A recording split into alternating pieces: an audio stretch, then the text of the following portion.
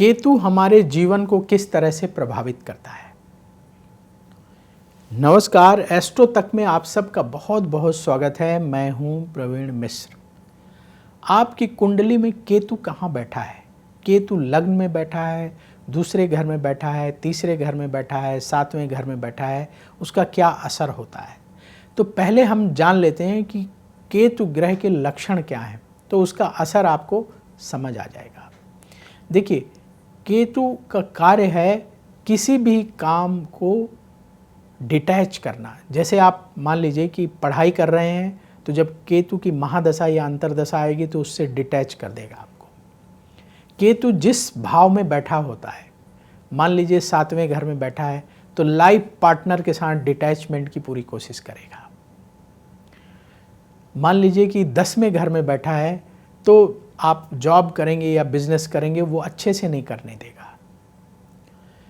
मान लीजिए कि लाभ स्थान में केतु बैठा है, 11वें घर में बैठा है, तो इनकम को जो है बढ़ने नहीं देगा, उसमें डिटैचमेंट क्रिएट करता रहेगा। ये तो केतु का स्वभाव हुआ। तो जहाँ जिस भाव में बैठता है उस भाव को डिटैच करने की कोशिश करता है, उस भाव से जातक को दूर करने की कोशिश करता है, बाधा खड़ी करता है। केतु का जो स्वभाव है, ज्योतिष में बताया जाता है कि शनिवत राहु कुजवत केतु।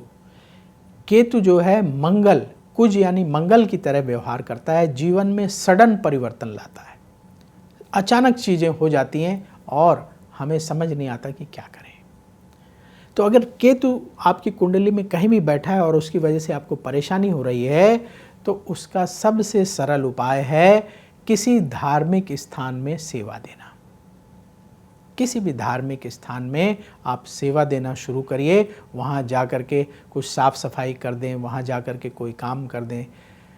आप जितनी ज़्यादा सेवा करेंगे उतना ही ज़्यादा आपके अंदर पॉजिटिविटी बढ़ेगी और केतु ग्रह से शुभ फल प्राप्त होगा। नमस्कार। फ्री कुंडली विश्लेषण के लिए लिखें फ्री और भेजें नीचे लिखे व्हाट्सएप नंबर पर।